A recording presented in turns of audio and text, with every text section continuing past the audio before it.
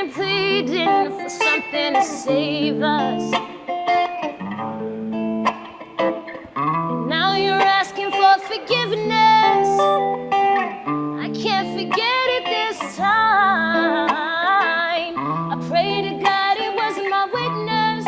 He knows my heart. He knows that I tried. It's not right. How do you sleep at night? It's not right. My heart put up a fight.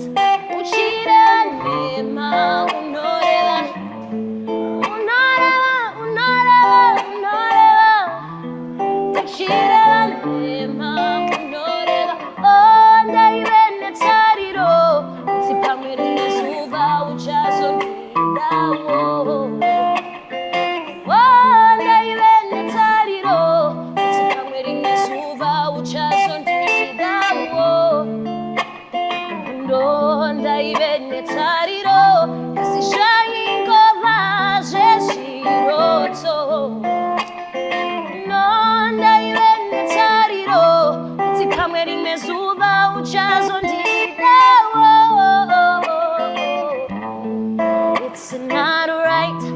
How do you sleep at night?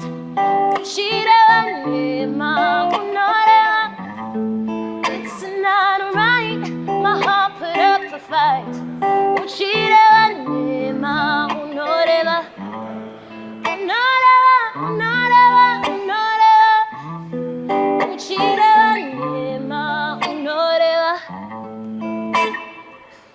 It's not right, it's not right.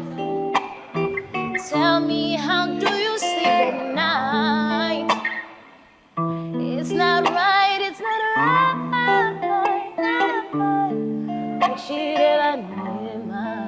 Yeah, I'm good. That was nice, that was nice. I'm feeling that, I'm feeling that. So that last song is off of the upcoming album. Yes, it is. It's called Nema. A beautiful song about intentional questions when you're in a place of love, when you're in a place of just wanting things to be a lot more defined, you know? And this next track we're about to do is called Too Late. Chengeto, first of all, Stop. thank you. Stop. Thank you so much for the performance that you just put on over here. I enjoyed that. That was fun to do. We always love to do what we do. Any chance we get. I feel so honored. Ah, man, come on. I feel grateful. No, because Andrew, we were just talking about. Of course, you. Because we were talking about that, like how precious your demos are, your singles are. So for you to come and actually give us, obviously you did some covers, you performed some old songs, but you also performed some new stuff for us. I think what you guys are doing is really cool, from the previous episodes and stuff that I'd seen. I like the fact that there was so much variety of the different types of creatives, which means that this is a safe space for creatives to create or show the things that they're creating. So for me, I was like, no, if there's anywhere I'm gonna give a little bit of a sneak peek of the album, might as well be insights to give them some insight to see what I did there. Yes, let's go. Let's go. Yeah. So for you, when you decide to embark on that crazy undertaking, when you decide that I'm going to put my time and effort into creating a body of work to present to the world, what is it that makes you know that you're ready to do so?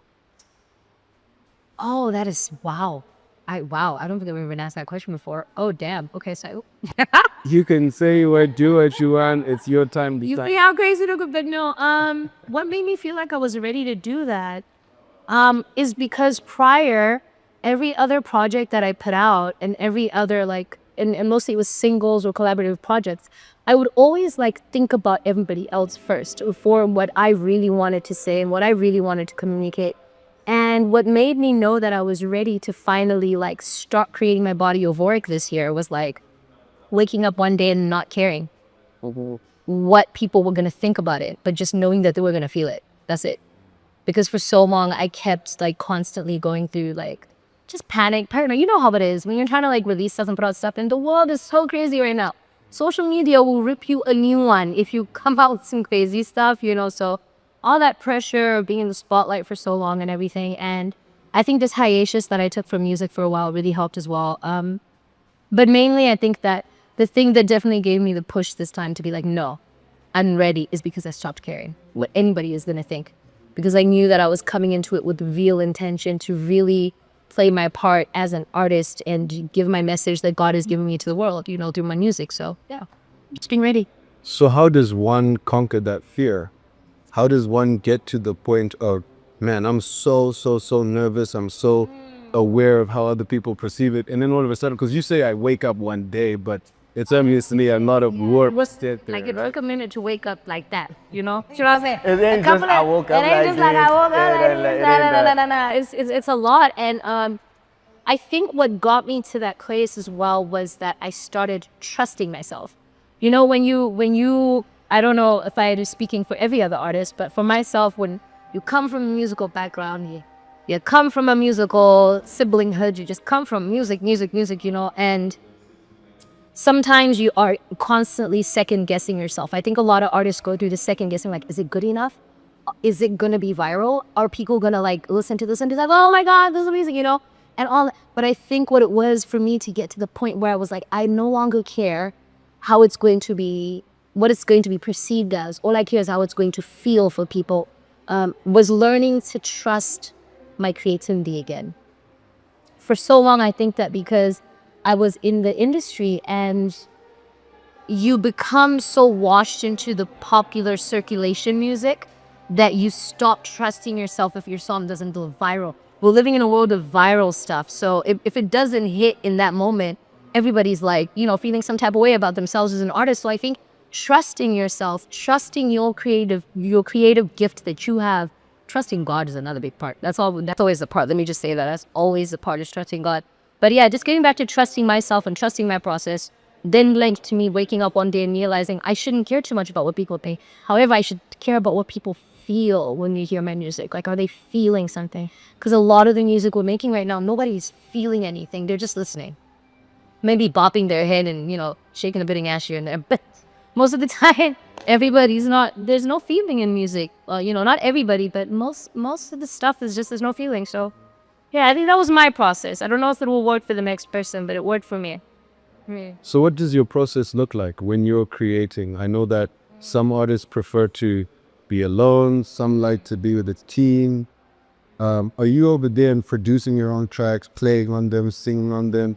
And then two-pronged question, in your process, which aspect enlivens you the most? Is it that writing process? Is it the performance aspect? I love, oh my God, can I answer that backwards? Like, this are first and then the word second. Yeah. So God, how do I put it? My favorite part about my process is the writing.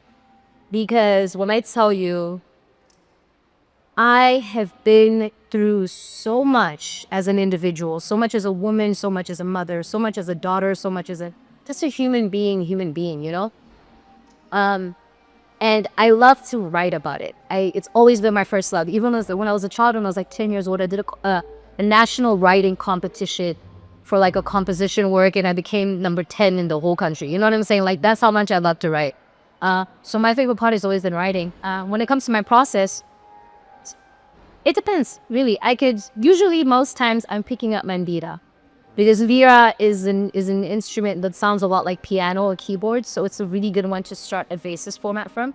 Or I pick up my electric guitar, or I go and I actually play the keyboard. So usually when I'm writing, I start with the instrument, and then I work with the lyrics at the same time. And then I bring in, like you saw Simba, who was playing with me earlier, I bring in somebody like him. And then I bring in my my producer, who's under my label, who comes through. And then we then have like a writing camp. So what I've written, I then am like, okay, guys, y'all are guys. Does this make sense to you? Because listen, maybe what I'm writing won't make sense to the next person, right? And so my process is start with the instruments, get the words in there, write the words, and then bring in other trusted creators to then have a writing camp for like a whole day. And then the following day you record the song. And even then when we record that song, for example, with the body of work I'm working on right now, there's more than 15 songs that have been made. But then even in recording that song, I love to have different versions of engineering for one song, so as to decide what really sounds good. Yeah, but I think I think that's my process. I think I answered the question. Yeah, you definitely did. And I think it's a blessing to be a multi-instrumentalist in that It way. is very much of an advantage. I absolutely agree with that. Absolutely. Yeah. Because at that point, you have the basis, you have the idea, and then you can come to close collaborators who can really like steer you very Easier to arrange the whole situation. Yeah. It really does. And even your performance just now with Simba, I was like, this is beautiful because there was such a synergy between the two of you, and you can tell that you've done it so many times before. And that collaborative process, how important is that in your your entire perception? I think everybody, when you look at, when you look at the stage, like you go, let's say you walk into the most massive festival, whatever, and it's like the most massive artist that you can think of, whatever. You see the bassist, you see the guitarist, you see the drummer, you see the keyboard dude, you see the trumpet guys, you see where every single person is so important in that process. So in order for me to show up as the artist and he was, oh, I love Chengeto, you're so cool, da, da, da. It requires me to be creatively collaborative with the people that I then present myself with on stage, you know what I mean? And because I am a writer, and I've written for so many artists, local, international, everything, those that need, like French turned into English, I've looked at so many different people. And You speak French? I don't speak French, honey, but guess what? But you just speak. Guess what? No, music is crazy. Music is crazy. No, because they'll come to me and be like, hey, I got this song and this is what I'm talking about. And I sang it in French, but I need to sing it in English. And I'm like, say this. I don't know how, but I'm able to, But I say that to say that collaboration was so important for me. Honestly, even for me to become, recognized in my own right as Chengeto, not just this Chengeto Brown, because I've got that background, it was because of collaboration. You know what I'm saying? So I feel like there's nothing cooler, dude, than just creating a bunch of stuff. Yeah. You know what I'm saying? Because there's something you'll bring in, there's something I'll bring in, there's something he will bring in. And then what comes out of that, even if you look at the big major artists, the credits on their songs, There's so many. there's like 20 credits for one. But so many people, right? See what I'm saying? They have like 30 people in that studio. Because she goes, I have to Beyonce, but Beyonce is not Beyonce without the You see, tea. and Yeah. collaboration doesn't always mean, oh, I featured on you, he's so cool, then we featured together. It means creatively collaborate. Being in the room, making it happen. And I've been in a place where I have recently gone into curation with festivals and stuff, local stuff here in Zim. And I love the fact that because of the curation I've done, I have gotten to really understand the importance of collaboration and respecting that, you know what, maybe you can do something I can't do. Like maybe you can actually hear something that I'm not hearing, and what we can create here can be something timeless. You know what I'm saying? So collaboration is extremely important to me.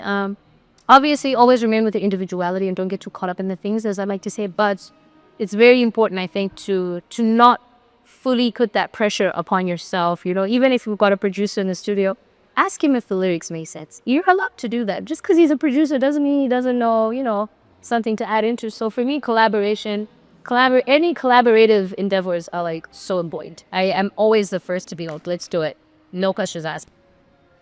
What are the similarities that you find between curation and music?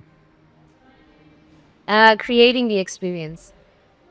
So music is creating music is crazy. Ooh, music is crazy because music is creating a spiritual thing, a spiritual experience, a mental experience, an emotional experience.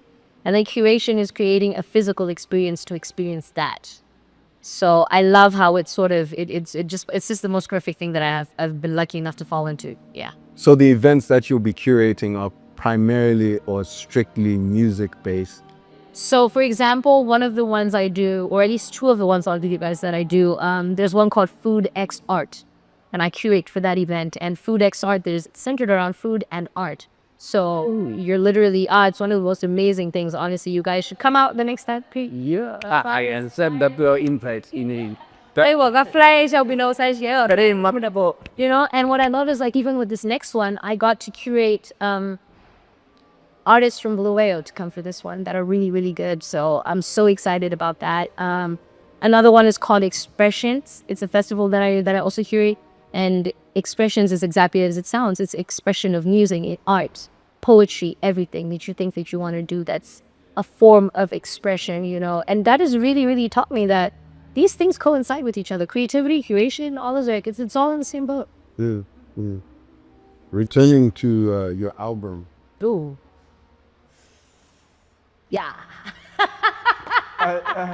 Did you y'all come here knew- expecting if me to y'all not knew- ask a if single y'all question knew about the the look album? I just got right there. Where did you think this was? I thought I was not good. She came here and she asked me, "Is this a podcast?" Like, bro, what is this? No, your album. No, so with your album, what is the central theme? What is the thing that made you say, "I have to talk about this"? I've lived a long life, as you said. I've been through so much, you know, in the songs that you performed. I heard a lot of love, but I also heard a lot of just pain that is deeper than that. A lot of longing. Yeah, that's what I was gonna say. Actually, crazy enough is like what made me. I mean, I can't tell you guys the name of the album because I would just give it away. Absolutely not. Yeah, no, we need some mystique. No, it's okay. Okay. What made me be like, I need to speak about this was, I'm such a lover girl. Oh my God, I'm such a lover girl. It's so gross how much the lover girl I am. But I went through heartbreak, but it wouldn't be what you think. I went through heartbreak within myself. I broke my own heart. There were things that I just went through, you know, that I was like, I broke my own heart. I could have done better with that. I could have made better decisions. And I know I'm not the only person that's gone to that point. Not everybody is at that point, but I got to the point where I was just like, I need, and then the healing that I got to do post breaking my own heart, literally. And then the songs that came and I was like, wait a second, somebody could relate to this. And then a big part of my musicality, my mother used to always say this, where she was like, we are messengers. Every single artist, every single singer, we are messengers. So sometimes you're actually just going through it because there are 10,000 other people that need to hear you sing that. There are 10 million other people that need to... Your pain is... needs to reach. It's not mine. I don't own it. I don't own my hair. If anything, I'm public property to some degree when it comes with my pain and my experiences. And I think that's the part where I really, really woke up and I was like, I will be doing a disservice to God and the gift that he gave me if I do not speak on what I have just experienced and how I had to bring myself out of it. You know what I mean? So, yeah. You said your mother told you that you're messengers, right? So is that something which from young was an affirmation that was given to you? Like, were you prodded in the direction of music and being told, you're a messenger, this is what we do, this is a family capacity? Or was it when you presented that you loved it, that then there was a support to say, hey, this is how you nurture this gift? So, luckily, I was so blessed to have parents that never necessarily pushed me towards music. Like, it wasn't a situation where it was like, hey, because we do music, you have to learn music. This is that, I don't know. What it was to say, like I was saying earlier, is that I was a writer at a young age. I was doing poetry slams by the time I was 10, 12, going in front of Bronadas and like literally reciting your poetry. So, fearless, you know, my mom was like, you're a messenger. Because I'd be like, Mom, can I write this rhyme pattern like this? Is it okay if I say these words like this? It's just like, you're a messenger. And then it was only, you know, obviously after the unfortunate events, losing her and everything like that, and then getting into music, that message started coming back to him. It's like, you're a messenger. You don't own your pain. Everything you're doing is for the next person. And it's not everybody that can understand what that truly means. It's not every artist that can understand what that truly means. And it requires a certain level of spiritual alignment for you to understand that and when I say God's tool, I'm not taking away from your own existence as a human being as if your life has no other purpose, but I don't know. When you know, you know. When you know that you were put on this earth to be a messenger, that there are things God is trying to communicate to you to tell the next person. You know what I mean? So over the years, the message has come back. It's become more clear. Become more clear. Where I'm like, okay. Do you think that the message has become more clear because of your spiritual journey has made you more attuned to it? Absolutely, because there was a time when there was a blockage. I couldn't even hear my mom. I couldn't feel her. There was nothing, you know, my dad, anything, all of that, you know. And there was a point in my life where I moved to anger. God, I was so angry for so long. Oh my gosh. At yourself or at the world or at specific people? That God, if I'm being fully honest with you, I was angry at God for a long time. I was angry at my parents. I was just angry, you know. But again, I was younger, you know, I'm turning 30 this year. I'm just really looking at a lot of stuff. In the past, I've been so grateful to God, especially after I had my son. There wasn't really much to be angry about it. Because he's a beautiful human being. Like, he's still amazing. I couldn't find reasons to keep being mad because I look at this human and I'm like, I made that? What? Why are The first thing you've ever made, huh? Exactly, the first song I've ever made, you know? So I'm just like, hey. I woke up one day and I was like, I'm just gonna stop being angry. Yeah, I just woke up one day and I'm stop being angry. So you get it when you get it. You get it when you get it. Yeah, you get it when you get it. It takes some time to get it, but now that I'm older, I have gotten to a point where I'm so aligned. My prayer game was on point. I would tell God all day. I like, hey, did you see what your child did? See what this, you know? How do I move about this, you know? And because I have become more spiritually aligned and in sync with myself and my purpose. The spiritual lessons I was taught as a child become more apparent in my life, and I pass them down. Yeah, you have to be able to pray with your step by step. You got to be able to talk to God when there's no conversation. When there's no conversation, it's internal, you know, it has to be at that point. And I think you're talking about how so much of music now is pretty much hollow. There's not a lot of depth to it. I don't know if that was before we started rolling or while we were rolling, but I think there is a godlessness in the creative industry, unfortunately, where virality is dictated by heinous things, by The more provocative you are, the more provocative, the more salacious, the more destructive. And I think when you have a system that rewards that, you now have an entire society that's led astray, because we live in a generation where traditional jobs aren't going to be the main thing. We're going to live in a society where primarily people are influencers. We all have streams. And so if you have an ecosystem that just says, hey, the more crazy you are, the more money we give you, the worse we're going to become. And so that God-centered persistence is so important, right? And as you go into curation as well, you know, where does that leave you with the music? Like, how does that Oh man, I know what you're trying to ask me. without asking it directly, I had to. That's such an interesting, okay. Yeah. Wow, you rebuilt that entire question and threw me off. What? I was gonna say. But Oh God. Obviously, curation is not my starting and stopping point. Music will always be involved in my life, no matter what I'm doing and where I'm doing it, because it's I want to say it's my first love, but writing is my first love. I have to be very honest in that essence. and this next track we're about to do is called Too Late. And it's one of my favorites to perform. It's a song that came out a couple of years ago. We'll talk more about that later. But yeah, you ready? Let's take it.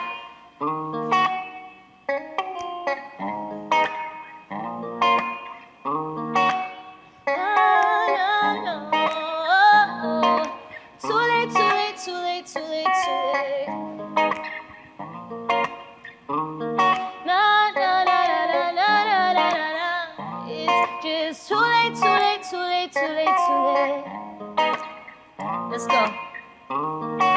If truth is being told, I can't let it go. Thought of you still roams my mind in the nighttime. And I know it's been a while since I heard your voice, but it still lingers with me late in the nighttime. Ndakakuudza ndakatsaura pachine nguva ndaipaepai ndakatsaura ndakakuudza baby. Is it ever too late to say that I'm sorry? I'm sorry. Is it ever too late to say, Lord, forgive me, forgive me? Is it ever too late to say that I'm sorry? I'm sorry. Is it ever too late? Tell me, baby. No, no, no. Too late, too late, too late, too late, too late. Too late, too late, too late. Too late, too late, too late, too late, too late. Your loving was a test for me. Let it all get the best of me. How do I justify without trying to justify.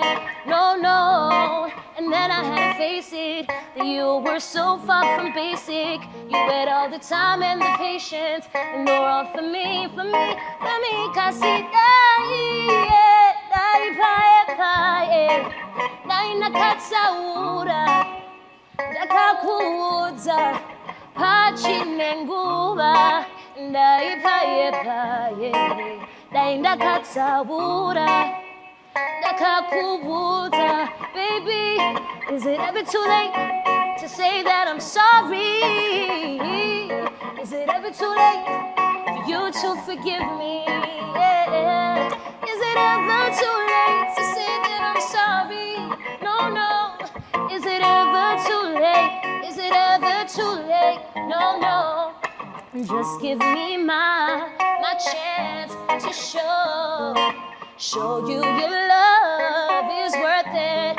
I said, baby, just give me my chance to show you your love is worth it. Hey, hey. It's too late, too late, too late, too late, too late, too late, too late, too late. It's too late, too late, too late, too late, too late. Dai pae, dai ndakatsaura.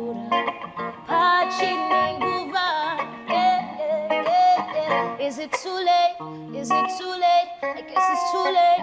You know I'm sorry. Now tell me, baby, is it too late? 'Cause your voice still lingers with me late in the night.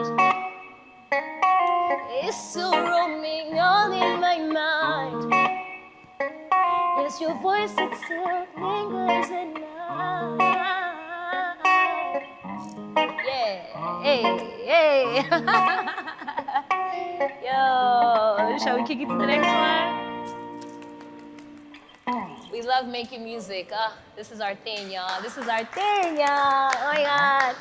I knew I could sing as a child, but it was never my concern. I never cared for it to that degree. I just always, you would always find me with the book and a pen, notebook and a pen, just writing. Oh my God, if I told you how many notebooks as a child that I went through just writing, you know? And I think for me, I'm a multifaceted like sort of artist. I don't think that music is the only thing. Again, as I was saying earlier, because I'm a messenger, I don't believe that the only way for me to touch people and to help people heal through things is just through my music. I want to be part of, and you know, you were speaking about the industry. I want to be part of the people that help to shape the next batch of artists that come out of Southern Africa, that come out of Africa, that come out of the world, because I believe there's such a starvation for intentional creativity. There's such a starvation for just intentional everything, just for intentional stuff, you know? And I would love to sit here and lie and say I'm gonna do music for the rest of my life. No, but anything I do will always be centered around it, you know? And you never know. I could put my career on hold for like 3 years and then be like, I'm back. I decided to come back. But as of now, I feel like, of course, I know my music is where I started, but I'm very effective in many other ways. You know what I mean? I want to get into mental health. I want to get into so many other avenues. Yeah. Mm-hmm. Yeah. That answers the question. That definitely answers the question. And I think that's powerful because it's a stepping stone. It shows that music has been the foundation, that music will always be the foundation. But now, as a messenger, the message has to be delivered in a different way as well. Sometimes not everybody's gonna get it through music. Like some people are literally divided by music through genre preference. Exactly. Something as simple as language preference, subject preference, race preference, circular preference as well. You know what I'm saying? Race preference is another one. All sorts of things. So it means that I think your idea of creating systems that actually uplift people in Africa, what it does is it doesn't even allow you to misconstrue the message. It's like, here's the message, here is what's happening, go and thrive.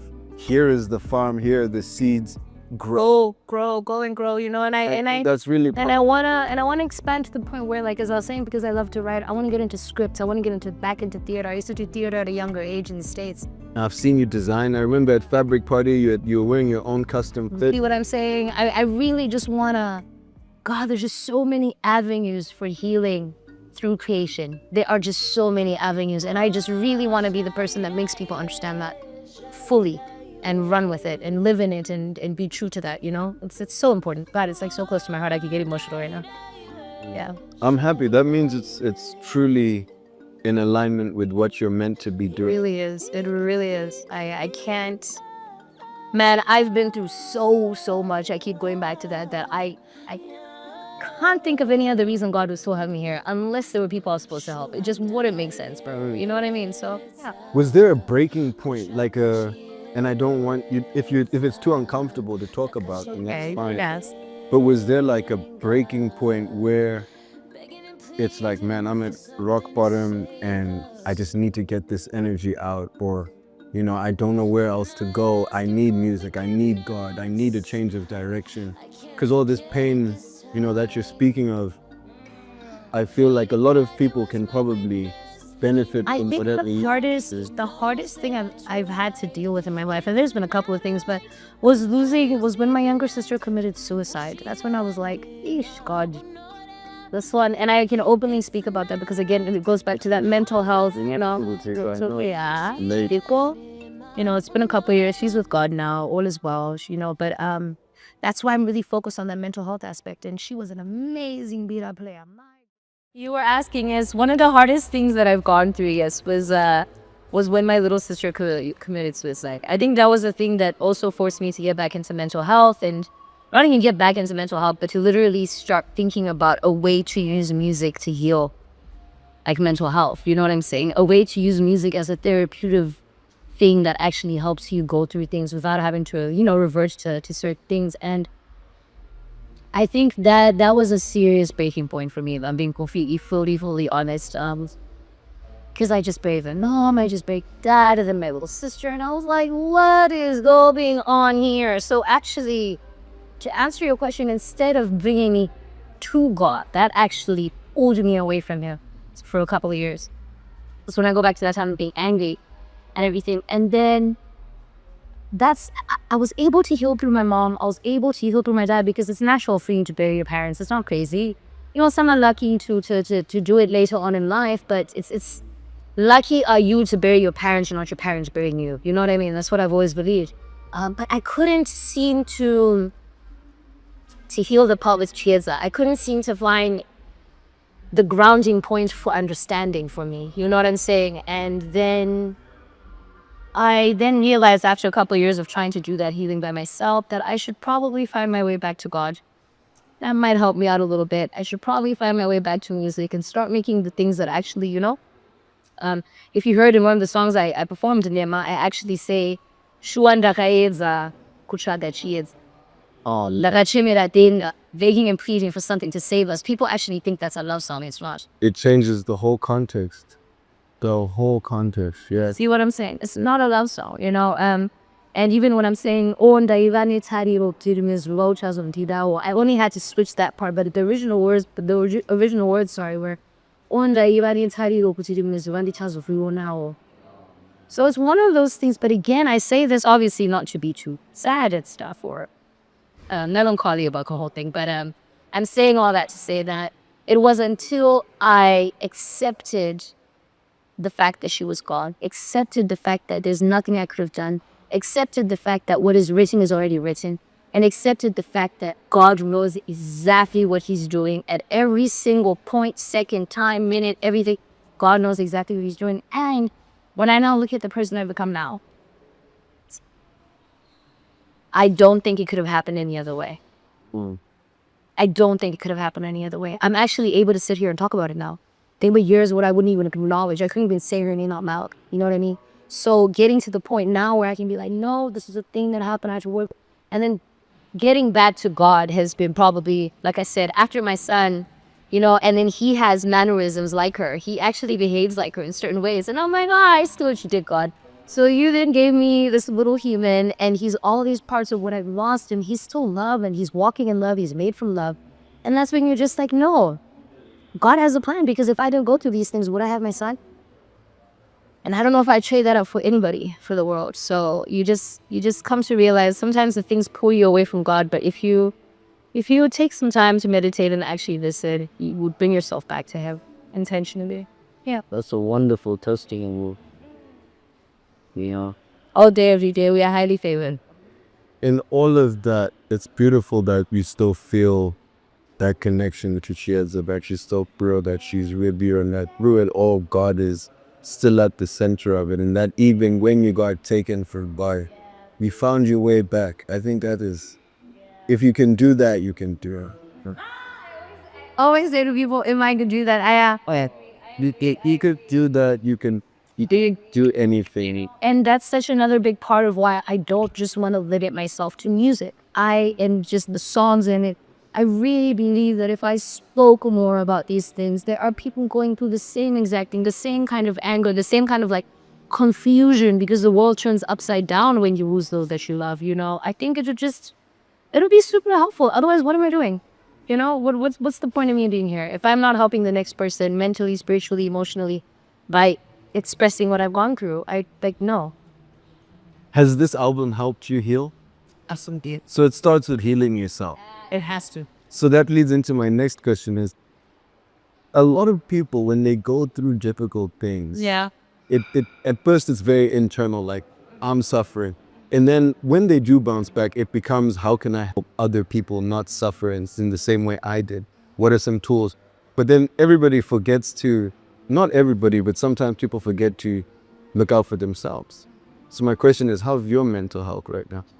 My mental health is really strong right now. The thing, and it's funny that you say that, because in everything, I very much believe I cannot help anybody else unless I am okay.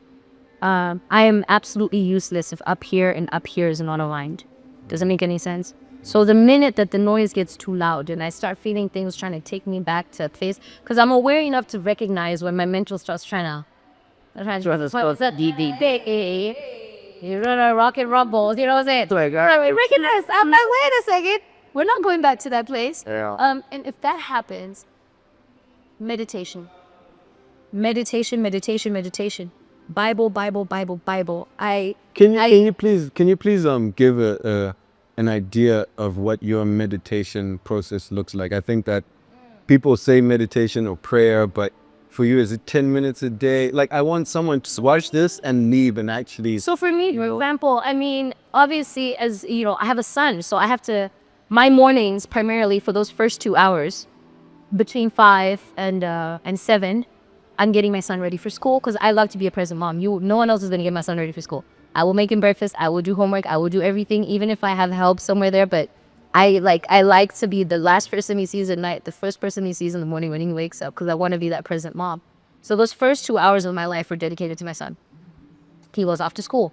I literally, and everybody knows, I go to the back of my house. I got flowers for days in my garden. I love gardening. Oh my God, it's like, I'm obsessed. I'm obsessed with the earth. It's like beautiful.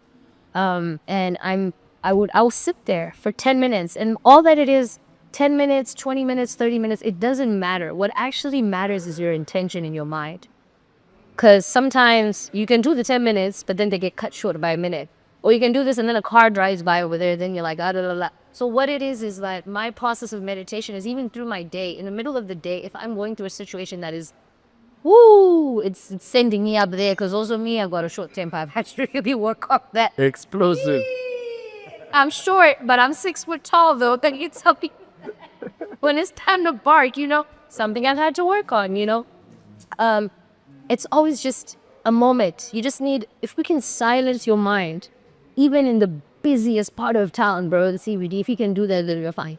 If you can just always find a point to come back to. So for me, I love to go to my flowers, because I love to be in nature. And I take off my shoes.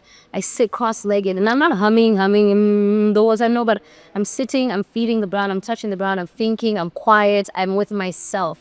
I'm not allowing myself to speak to other people. I'm not on my phone, and that's another thing, your phone, put it away. Sometimes just put away the phone, my guy. We'll be fine, you know, you'll be fine. But my meditation is, it really depends. Whether at most, I've meditated maybe 30 minutes. You know what I'm saying? Because I will admit that this is practice I only started about 2 years ago. So I'm really getting into understanding. Yoga also helps sometimes, you know what I mean? But yeah, I think just, for me, it's grounding myself in nature. I have to be somewhere with nature. So then, what about your prayer process then? Like, oh, honey, I pray all the time. There's no process to that. yeah? Any moments I feel like I need to pray, like right now, in the name of Jesus, please maybe make sure that this interview communicates to the people it's supposed to. Amen. With that. There's no, oh, no, I don't, you could think, you know, I could start praying in the middle of church. I'm so happy with that. So happy with that. And this next song that we're about to do is called Who Do You Love? And if you didn't know, right next to me is the amazing magical Isimba doing what he does. Shall we take it away? All right.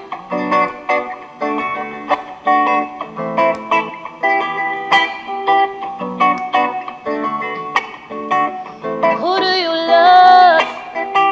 And who are you calling on? Was I ever enough? Ever enough for your love? Oh no. All the photographs of you and I in a moment have turned to ashes, and I guess dust is all we know now. I thought that maybe someday we could find our way back to each other, but no, it turns out that you're just a stranger in the crowd now. And I was willing to listen, but you were moving so distant. Had me up late at night, wondering who's really by your side. Who do you love? And who are you calling on? Was I ever enough? And don't know, don't say that you don't, just say that you will. Then you get it up, you get to stressing. Got me yelling, it's not fair, please, you've been projecting. Why do you make me cry? You choose to fill my cup with overflowing eyes. It's not fair, please, I'm invested, I put my all in. I've been invested, I put my all in. So tell me, who do you love? Who are you calling on? Tell me, who do you love? And who are you calling on? Who are you calling on? Who are you calling on? I know. Who are you, baby? Tell me, baby. Tell me, baby, I need to know right now who you've been calling. Tell me, baby, I need to know right now who you've been loving. Tell me, baby, yeah, yeah. Tell me, baby, yeah, yeah. Na na na na na na na, yeah. I'm good. Ooh. Who do you love? I love you. That's what I love.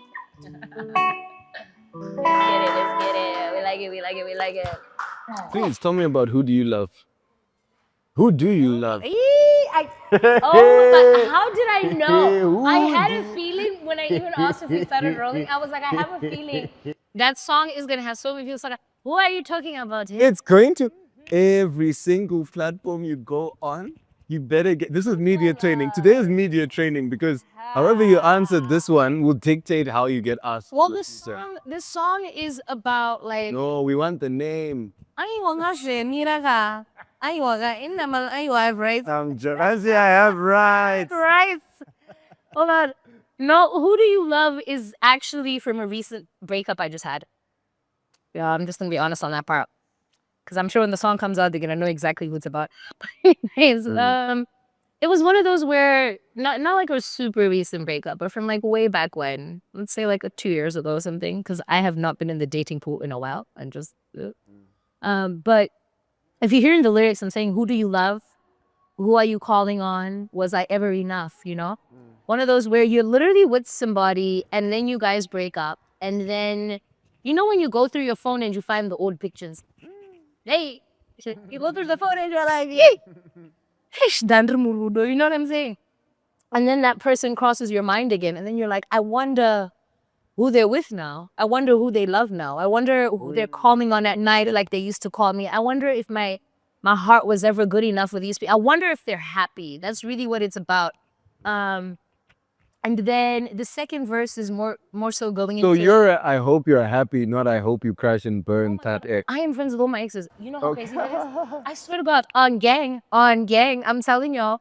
When I say friends, not like the best of friends, but Yeah. I genuinely think it's so important to part in a like calm way, because if we part with drama, it goes against It's the like, fact what was the love that purpose we of all had. loyalty? Because What was the purpose? you know what I'm saying? And as much as, yeah, let's say you can hurt me, or I can hurt you, and it takes a certain level of maturity to understand that when a person, for example, cheats or says certain things, it's not really about you, it's about them and what they're going through, right? It takes a certain level of maturity to understand that.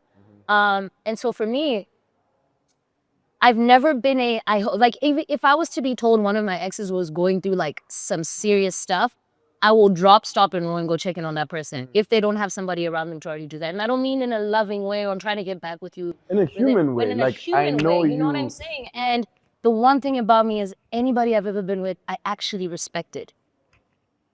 But you can be with somebody and not respect them. It's very possible to actually be with a person and not respect them. So for me, I found that, you know, I don't know, I just decided to write about an old flame, you know, and I was just like, who do you love now? Are you happy? You know, who are you calling on? Was my heart enough? I mean, it does sound a little bit, you know, questionable as to what I'm actually saying when I say was my heart ever enough. But mainly the whole thing is I'm hoping that you've moved on and that you're okay, you know? And yeah, I'm wondering about you. Yeah. Who that is, I will not say. That is nobody. No, that was the facetious. No, I don't want you to drop names here. No one be friends with my exes. That's it. Nah, no, we don't need name drops. I think just understanding the essence of what it was is the most important thing. And the other song that you performed, I'm blanking on the name. Too late. Too late. Yes, Yeah, yes, too yes. late, too late, too late. Unbelievable. I think that one was funny enough. I forgot the name, but I think that one was the one that I liked. Yeah. Tell me about that one. So Too Late, we wrote, I say we because I was under a specific management, VMG from Texas. Shout out to Alan Mafani. And we were working on a project at the time of like few songs we wanted to release. And at the time, I think it was 2020, 21. That specific kind of genre of Afro beats with guitar leads was very, very big. It was popular. It was circulating. So we're like, we need like an Afro guitar bass, you know, the do-do-do-do, do-do-do-do-do, do-do-do-do, do-do-do. It was very like, okay, I see. And at the time, I was actually having a massive fight with one of my siblings. So I actually wrote it about one of my siblings. I was actually like, I'm going through a fight. So I went, you know. So was it a thing where you felt regret and accountability was necessary, or was it like a mutual thing? Because the idea of, is it too late to say sorry? Is it too late for forgiveness, you know? I can't speak for the next person. I can speak for myself and saying that it was more about me being accountable. It was more about me wondering, like, are you ever going to forgive me for that? It was more about me, like, is it ever too late to say sorry? You know, because, you know, you can... I think one of the worst things you can do as a human being, and I always say this, is convince yourself that you're an absolutely good person. That is just not the way to go about it, bro. The Lord would not have us having to deal with That's when the God will smite you. That's when he will humble you, rape capital. Humbling. Humbled. You know, and so one of those where I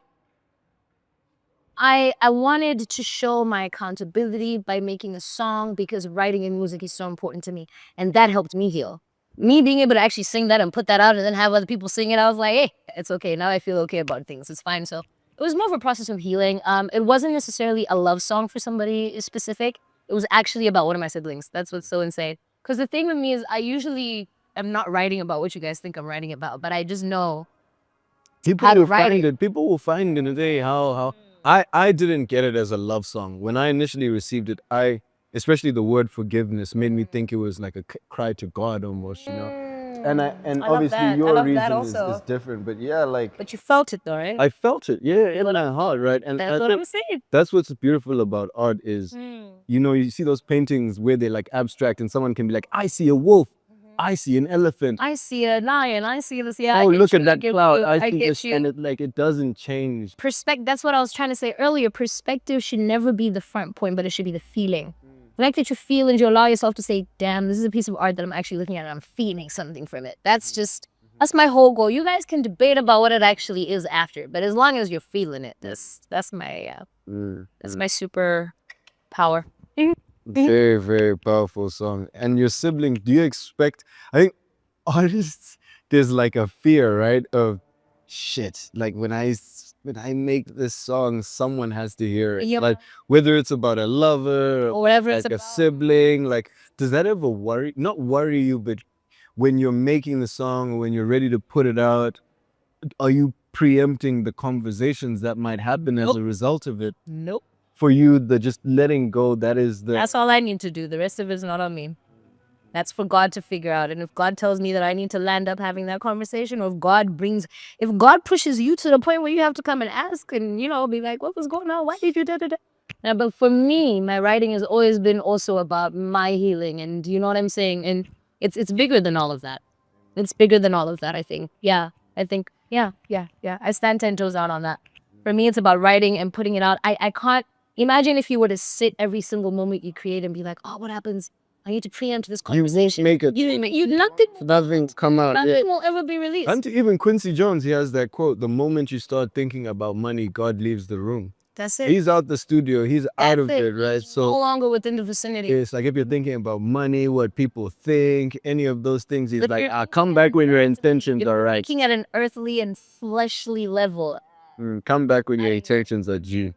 Factual. But just to culminate the whole conversation, which has been a lovely conversation. Thank you so much. You have been through so much, and I think you understand not just life, but also music in a way where a lot of people might not have that experience, from having it being young, like being in that environment, and then discovering writing for yourself, deciding to pursue it by yourself, the love, the loss, all of these things. You're a library of wisdom that you can impart to people, right? And so what would you tell a young girl who's starting in music? Maybe she's starting in fashion. Maybe she even wants to be a curator from the jump. What advice would you give them just to get through and to find their purpose and to be a messenger as well? I guess that's really the core of it. How to be the best messenger that they can be. If you were 16 again and you were talking, what would you need? Not what would you want to hear. What do you need to hear? We're gonna put the episode in a time capsule and send it to the past. So just Where do I start? Oh God, to any young female creative of any sort, of any entity, I would say 3 things. The first thing would be trust yourself and trust God. You have to.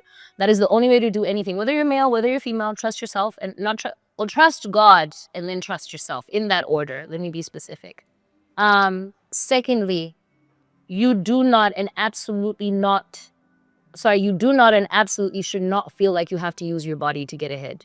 That is something I feel like we don't talk about enough with young women in the industry. And just the other day, I found out about some artist who's just having to do certain things for her to get to certain places. And, and a lot of times these men who are in high powers in the industry, I tell you guys, they are willing to allow you to do and use your body to get to a certain place, and you won't actually get there. And if you do, you will not have any longevity. I can promise you that. You will not have longevity. I've seen it happen to so many people in the industry. So number 1, trust God and trust yourself. Number 2, you should not and absolutely should not feel like you have to use your body to get ahead. And then number 3, in anything you do it with intent.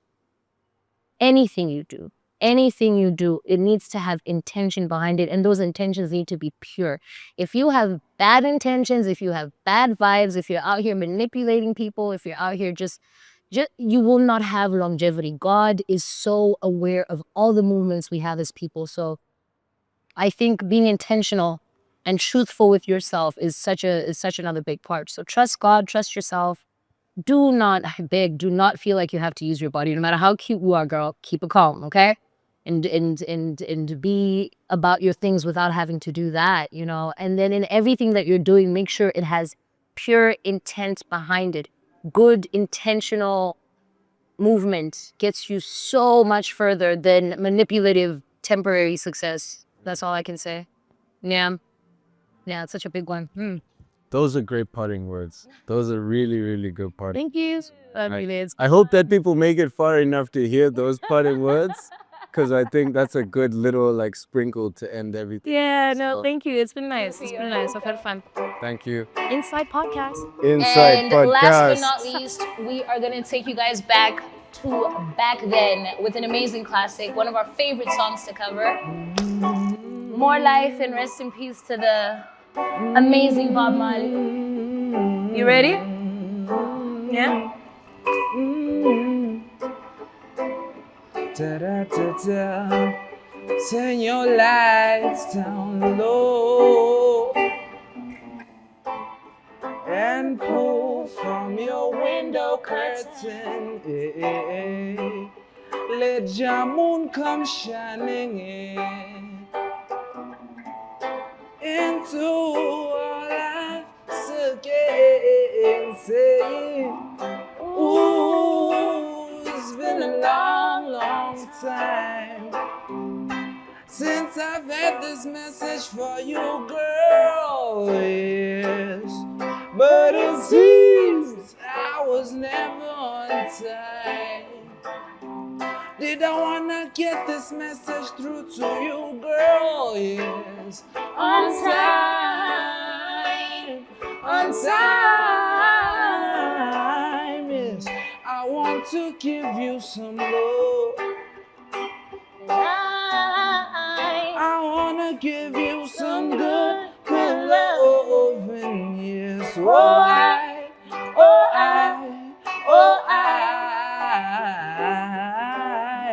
I wanna give you some good, good love, and yeah. Turn your lights down low. Never, never try to resist. No, no, no, no, no. And let your love come shining in. No, no, no. Into our lives again. I'm saying, ooh, ooh, ooh. I love you, I love you, I love you. And I want you to know right now, yes I do, that ooh, I love you, yes I do. And I want you to know right now, baby, that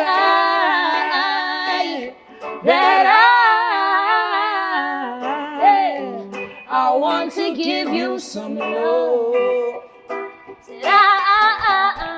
I want to give you some good, good, good. Yes, I do.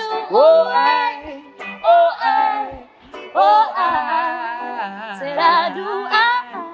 I want to give you some good, good loving.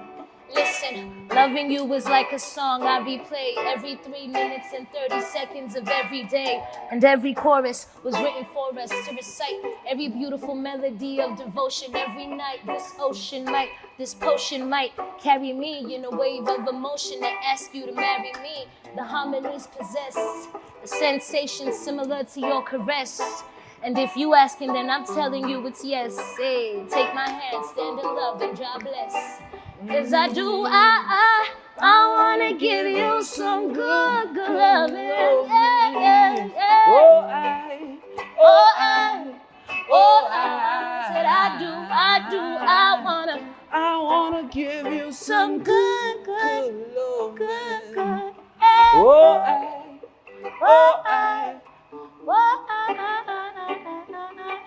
I do. I wanna give you some good, good loving.